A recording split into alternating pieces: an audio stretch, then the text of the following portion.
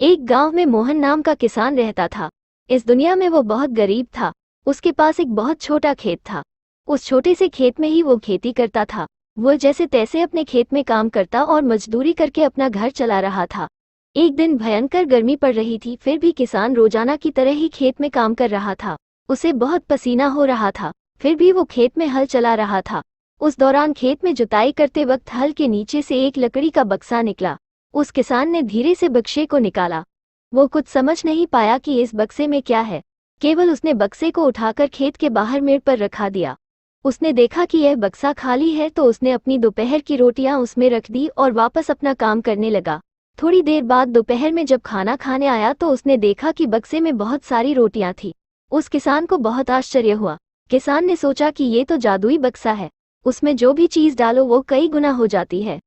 जो भी वस्तु उस बक्से में डाल रहे थे वह कई गुना हो रही थी। उसने दोपहर का भोजन किया और फिर हल चलाने लगा। जब शाम को घर आया तो बक्से को अपने साथ ले आया। आज वह किसान बहुत खुश था, क्योंकि उसे लग रहा था कि शायद अब उसकी गरीबी दूर हो सकती है। वह गरीब किसान एक धैर्य वाला व्यक्ति था, कभी भी उस बक्से से जरूरत से ज्यादा सामान नहीं लेता था।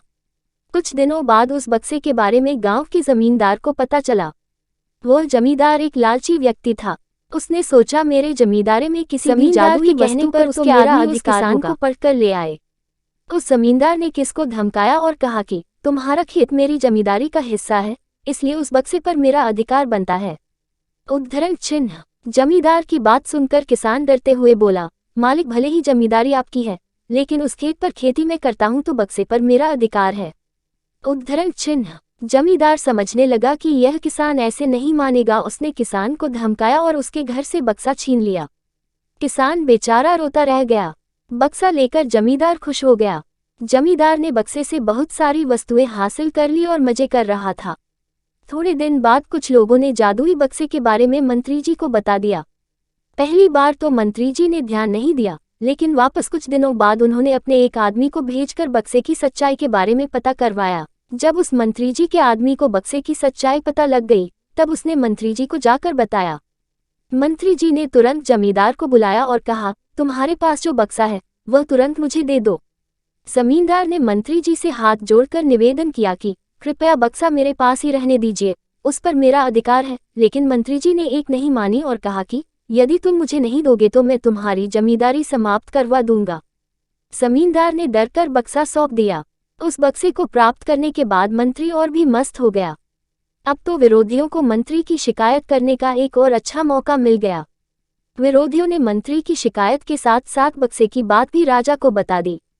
राजा को जब पता चला कि यह बक्सा किसी गरीब किसान के खेत से मिला है, तब राजा तुरंत अपने सेनापति के साथ मंत्री के घर गया और मंत्री से कहा, पूरे देश की जमीन पर राजा का अधिकार होता है, इसलिए उस बक्से पर मेरा अधिकार है। तुरंत बक्सा राजमहल भिजवा दो। मंत्री ने तुरंत राजा की बात मान ली और सेनापति को बक्सा दिया। उस राजा ने बक्से से सबसे पहले खजाने के धन को बढ़ाया और सुख सुविधाएं बढ़ाई। कुछ दिनों के बाद राजा को बक्से की चिंता होने लगी कि इसे कोई चुरा ना ले। राजा उस बक्से को हमेशा अपने साथ रखने लगा। एक दिन राजा ने सोचा, इस बक्से में ऐसा क्या है, आखिर इसका रहस्य पता किया जाए। उस बक्से का रहस्य जानने के लिए राजा उस बक्से में बैठ गया।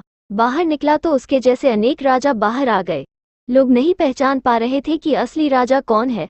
सभी राजा राज्य करने के लिए आपस में लड़ने लगे।